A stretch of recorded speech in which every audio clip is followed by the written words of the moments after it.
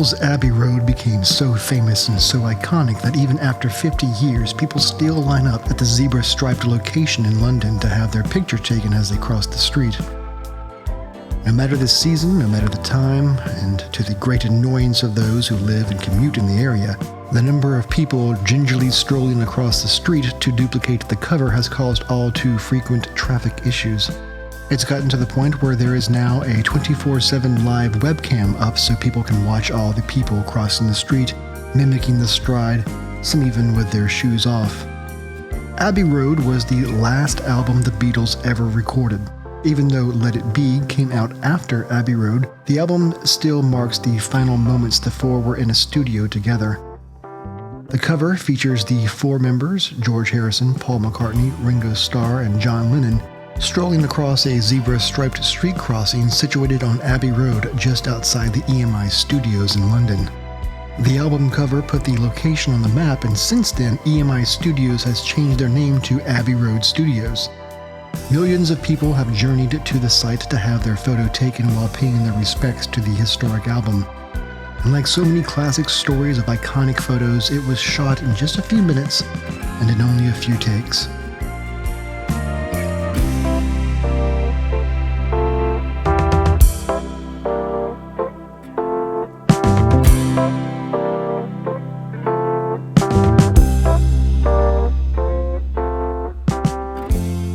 Just before the photos were taken, John, George, and Ringo were working on I Want You, She's So Heavy, and The End inside the studio.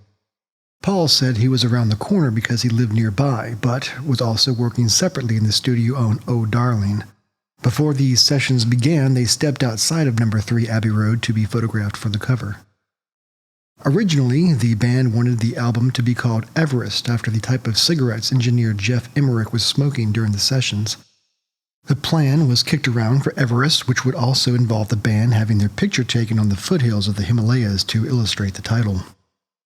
But this proved and sounded a bit tedious, so Paul McCartney drew a sketch of a simpler idea involving a location much closer to home.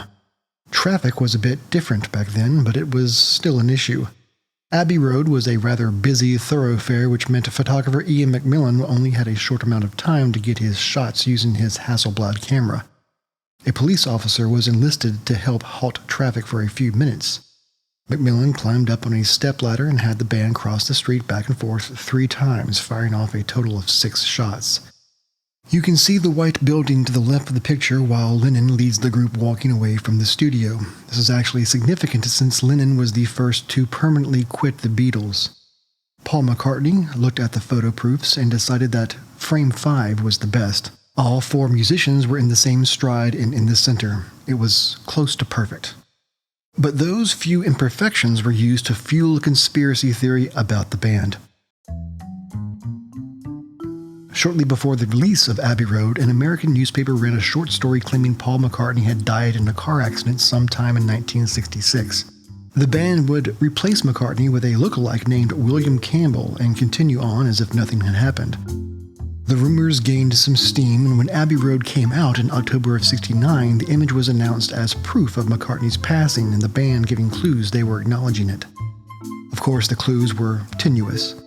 If you look at the picture, you'll see that McCartney is out of step. His right leg is forward while everyone else's left legs were forward. Also, it seemed odd that he was the only one not wearing shoes, as if being prepared for burial. McCartney was also holding a cigarette in his right hand when everyone knew he was a southpaw. In addition, there were other subtle clues people believe the band put in the image.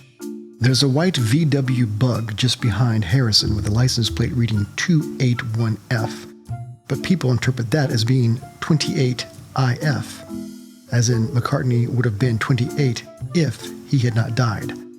Actually, he would have been 27 at the time. Also, the order in which the band members appear has been interpreted as proof of McCartney's passing. Lennon was wearing white, had a beard, and was leading the procession like Jesus. Starr was close behind as a pallbearer. The shoeless McCartney followed behind Starr as if being led to his own funeral in his own funeral suit. Finally, there was Harrison, who was the only one in the group not wearing a suit but all in denim, as if he were the gravedigger. Of course, McCartney, as always, dismissed the theory, even parodying it for his own live album cover of Paul is Live. McCartney has addressed why he wasn't wearing shoes at the time, though it was theorized by designer Jon Algar that he took them off because they were tight. McCartney said, "It was a hot day in London, a real nice hot day, and I think I wore sandals. I only had to walk around the corner to the crossing because I lived pretty nearby. And for the photo session, I thought, I'll take my sandals off. So what?" For the only time in their career, the Beatles presented the world with an album cover that didn't feature their names or even a title. Jon Algar claimed the record label bosses were furious, but ultimately relented, saying, "They're the biggest band in the world. You don't have to say who they are. Everyone knows who they are." The conspiracy theory of McCartney's death is now long gone, but the album cover still sparks controversy and is the subject of many tributes. Back in 2003, a U.S. poster company sparked the ire of fans after they had airbrushed out McCartney's cigarette for the image.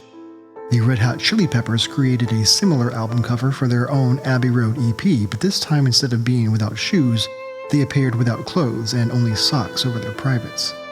Kanye West released Late Orchestra, a live album with a similar cover. The Peanuts, Sesame Street, and even The Simpsons made their own versions. Though not well received by critics at the time, the Beatles' 11th album has gone on to be many fans' favorite from their catalog. With hits like Come Together and Here Comes the Sun, Abbey Road was the Beatles' best-selling album in the US and still remains in print. To kill time after the photo session, Paul took John back to his Cavendish Avenue house. George Harrison went with Mal Evans to London Zoo, and Ringo Starr went shopping. The Abbey Road album would be released 7 weeks after the photo shoot, and the Beatles' recording story would come to an end.